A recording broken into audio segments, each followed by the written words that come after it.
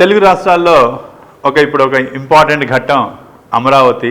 ప్రపంచానికే తలమానికంగా ఎక్కడా జరిగిన విధంగా ఇంతమంది కలిసి వాళ్ళ భవిష్యత్తుని నిర్మించుకోవటం. అంటే రైతులు అమరావతి ఏరియాలో ఉన్న వాళ్ళు ల్యాండ్ ఇస్తే మిగతా భాగంలో ఉన్నటువంటి వాళ్ళందరూ కూడా దాన్ని సపోర్ట్ చేయటం ద్వారా భవిష్యత్తు నిర్మించుకోవడం కోసం చేసే ఒక ప్రయత్నం 2014లో బీజం పడింది. కానీ కొన్ని అనుకోని కారణాలు, అనుకోని పరిస్థితులు, వీటిల్లో 2019లో పొలిటికల్లో కొన్ని వచ్చిన మార్పులతోటి అమరావతి రియల్ ఎస్టేట్ అనేది ఆ ఏరియాలో కొంత అంటే స్టీప్గా డౌన్ఫాల్ చూడటం అనేది చూసాము. ఎంతోమంది నష్టపోవడం కూడా చూసాం. అక్కడ ఇన్వెస్ట్ చేసిన వాళ్ళు కావచ్చు, కంపెనీస్ కావచ్చు.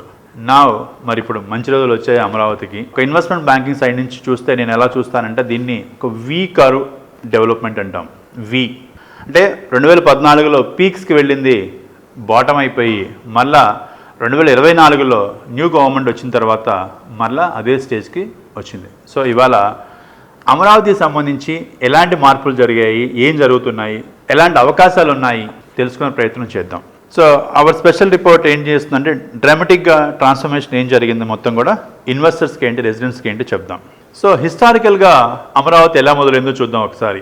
ల్యాండ్ రేట్స్ అనేది 2014లో నుంచి మొదలైన తర్వాత ప్రొక్యూర్మెంట్, డెవలప్మెంట్ ఇనిషియేట్ అయిన తర్వాత 2019కి వచ్చేటప్పటికి దాదాపు 25,000 రూపాయల నుంచి 60,000 రూపాయల వరకు కూడా పర్ స్క్వేర్ యార్డ్ ఉండిందండి 2019లో. మరి దాని తర్వాత వచ్చిన కొత్త ప్రభుత్వంలో 25,000 నుంచి 8,000కి వెళ్ళిపోయింది. అలాగే 60,000 నుంచి 15,000 నుంచి 18,000 రూపాయల వరకు వచ్చింది.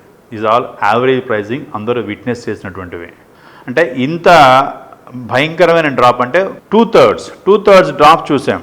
బట్ కరెంట్ మార్కెట్ ప్రైస్ వచ్చేటప్పటికి మళ్ళీ 30,000 రూపాయలు లోయర్ సైడ్ అయితే 60,000 రూపాయలు హయ్యర్ సైడ్. 30,000 రూపాయలు లోయర్ సైడ్, హయ్యర్ సైడ్ ఎందుకంటున్నానంటే అమరావతిలో ల్యాండ్ని కొంత రెసిడెన్షియల్ పర్పస్, కమర్షియల్ పర్పస్ కింద డిజిగ్నేట్ చేసేసి జోన్స్ చేశారు. కాబట్టి ఎవరికైతే కమర్షియల్ ల్యాండ్స్ వచ్చాయో commercial lands are at higher price, residential lands అనేది కొంచెం లోయర్ ప్రైస్ ఉన్నాయి. సో ఇది లోయర్ సైడ్ మీకు చెప్పింది, హయ్యర్ సైడ్ మీకు చెప్పింది.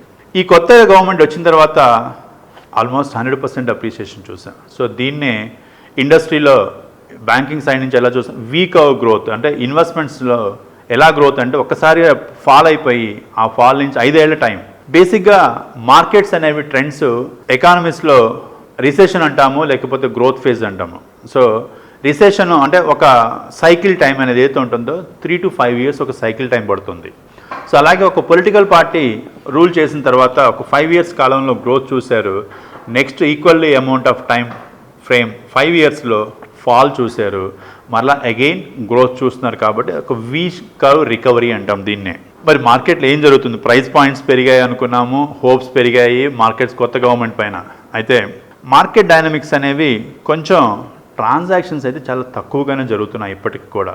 అంటే విజిబుల్ ఇంపాక్ట్, విజిబుల్గా కొంత ఏం జరుగుతుంది వెయిట్ అండ్ వాచ్ మోడ్లోనే బయట నుంచి వచ్చి ఇన్వెస్ట్ చేసేటువంటి వాళ్ళు అందరూ కూడా వెయిట్ అండ్ వాచ్ మోడ్లోనే ఉన్నారు.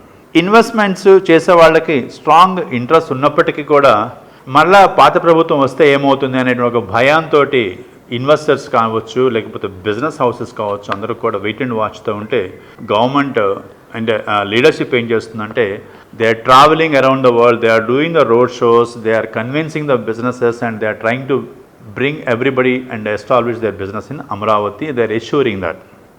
ఫ్యూచర్ అవుట్లుక్ ఎలా ఉండబోతుంది?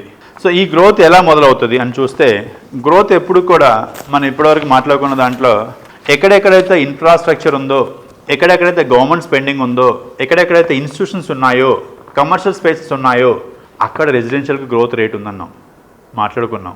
రెసిడెన్షియల్ ప్రైజింగ్ హై ఉంది మీరు అబ్జర్వ్ చేస్తే. అయితే ఇదే విధంగా అంటే మీరు వేరే ఎపిసోడ్స్లో మీరు చూసినట్లయితే మీరు అర్థం చేసుకుంటారు. సో ఇదే విధంగా అమరావతిలో కూడా ఫస్ట్ ఆపర్చునిటీ ఎక్కడ వస్తుందంటే కమర్షియల్ స్పేసెస్లో ఆపర్చునిటీ వస్తుంది.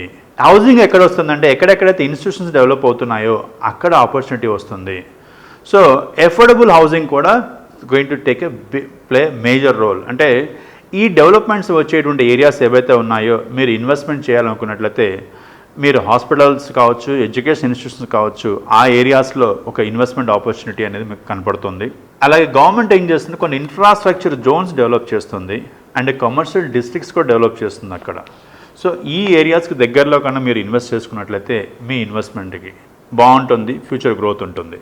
ఎంతకాలమో, but again it's a long term ఆబ్జెక్టివ్గా మీరు ఇన్వెస్ట్ చేద్దాం అనుకుంటే తప్ప షార్ట్ టర్మ్లో ఏదో ఒక గ్రోత్ వచ్చేస్తుందనే ఇన్వెస్ట్మెంట్కి అయితే ఇవి సజెస్ట్ చేసేదో మేము ఇన్వెస్ట్మెంట్ అడ్వైజ్ చేసేదో కాదండి. ఇది డెవలప్మెంట్ ప్లాన్స్ ఏంటి, ఏం జరుగుతున్నాయి మరి? పాత గవర్నమెంట్ పోయింది, కొత్త గవర్నమెంట్ వచ్చింది. Revival of the original master plan కూడా అన్నీ కూడా మళ్ళీ ఆ యాక్టివిటీస్ అన్నీ రివైవ్ చేస్తున్నారు. గవర్నమెంట్ సెంట్రల్ గవర్నమెంట్ కూడా నోటిఫై చేస్తుంది, రీనోటిఫై ఏదైతే చేయాలో క్యాపిటల్ అనేదాన్ని.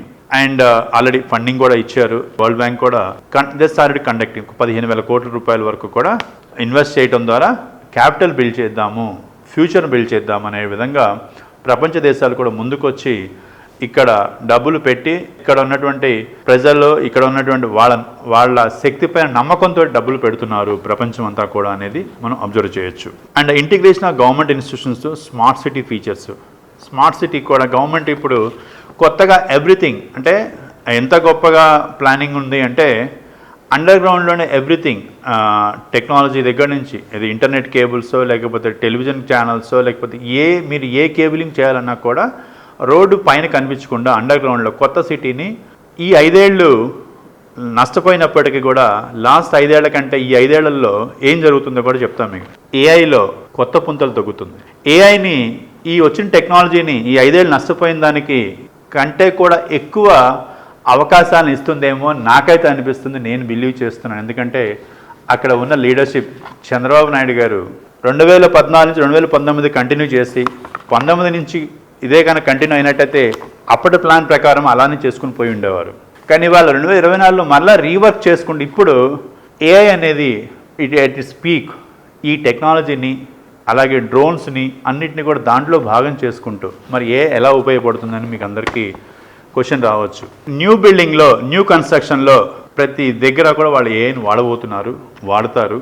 సో దాని మూలంగా నెక్స్ట్ జనరేషన్ సొసైటీ కూడా అక్కడ తయారవటానికి కానీ అక్కడ పనిచేసే కంపెనీస్ కానివ్వండి, ఏఐ బేస్డ్ కంపెనీస్కి ఎక్కువ ప్రిఫరెన్స్. ఏ యూనివర్సిటీస్ అసలు వాళ్ళు నిద్ర లెగిస్తే అంటే నేను కూడా ఒక ఏఐ ఎంతూజియాసిస్టిక్గా ఏఐ పైన నేను ఎన్నో సంవత్సరాల నుంచి దానిపైన పనిచేస్తూ దాన్ని ప్రమోట్ చేస్తూ, నేను 2018లో ఏఐ పైన ట్రైనింగ్ ఇస్తే జనం నవ్వారు. ఏఐ అంటే జాబ్స్ ఎక్కడ ఉన్నాయి, బట్ ఇవాళ ఏఐ లేనిది ఒక పూట గడవదు. ఇది భవిష్యత్తు.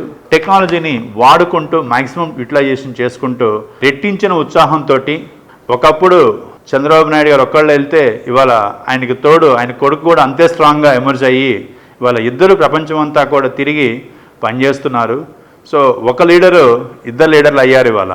సో వీళ్ళందరినీ నడిపించి ఆ కన్స్ట్రక్షన్ కావచ్చు, ఆ ఏరియాలో డెవలప్మెంట్ కావచ్చు, డెఫినెట్గా అమరావతికి ఊపిరిపోయటమే కాదు, ప్రాణప్రతిష్ఠ చేయటమే కాదు, దాన్ని ఇంకొక లెవెల్కి తీసుకువెళ్తారు ఏఐ ద్వారా అని చెప్పేసి అయితే నేను బలంగా నా పర్సనల్గా నేనైతే బిలీవ్ చేస్తున్నాను.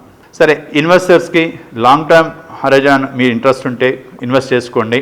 ఏ ఏరియాస్ అంటే ఇన్ఫ్రాస్ట్రక్చర్ డెవలప్మెంట్ ఉన్న ఏరియాస్లోనే మీరు ఫోకస్ చేయండి. అండ్ గవర్నమెంట్ పాలసీస్ పైన ఎప్పటికప్పుడు అప్ టు డేట్ ఉండండి. అలాగే కమర్షియల్ ప్రాపర్టీస్ ఆపర్చునిటీస్ కనుక వచ్చినట్లయితే డెఫినెట్గా ఇన్వెస్ట్ చేసుకోండి. లాంగ్ టర్మ్లో మీకు అప్రిసియేషన్ అనేది ఫస్ట్ ఫ్యూ ఇయర్స్ అనేది తక్కువ ఉన్నప్పటికీ కూడా భవిష్యత్తులో మీకు బెస్ట్ అవకాశాలు, బెస్ట్ అప్రిసియేషన్స్ అనేవి వస్తాయి అనేది అమరావతి ఇన్వెస్ట్మెంట్ పాయింట్ ఆఫ్ వ్యూలో. While the current surge is ప్రామిసింగ్గా ఉన్నప్పటికీ కూడా అండ్ కాషియస్గా ఉండండి. అంటే టూ మచ్ రిస్క్ తీసుకొని 2014లో చాలామంది అప్పులు చేసేలా ఇన్వెస్ట్ చేశారు. అలా ఇన్వెస్ట్ చేయడం కన్నా కొంత భాగాన్ని మీరు అక్కడ ఇన్వెస్ట్ చేసుకుంటే లాంగ్ టర్మ్ పాయింట్ ఆఫ్ వ్యూలో అండ్ ఎక్కడైతే గవర్నమెంట్ ఇన్స్టిట్యూషన్స్ అంటే ప్రైవేట్ ఇన్స్టిట్యూషన్స్, ఎడ్యుకేషన్ ఇన్స్టిట్యూషన్స్ అవ్వచ్చు, లేకపోతే హెల్త్ కేర్ కానీ, అంటే సెంట్రల్ గవర్నమెంట్ ఇన్స్టిట్యూషన్స్ కానీ, వీటన్నిటితో పాటుగా ఎక్కడెక్కడైతే గవర్నమెంట్ కమర్షియల్ హబ్స్ డెవలప్ చేస్తుందో అండ్ వీటన్నిటినీ కూడా ఉన్న ఏరియాల్లో మీరు ఇన్వెస్ట్ చేయండి. But one thing what I can say is they are going to use AI to the maximum in the entire implementation of Amaravati. That is the, ఎందుకంటే అక్కడ scratch నుంచి బిల్డ్ చేస్తున్నారు కాబట్టి AI is going to play a major role in Amaravati development. That note signing of.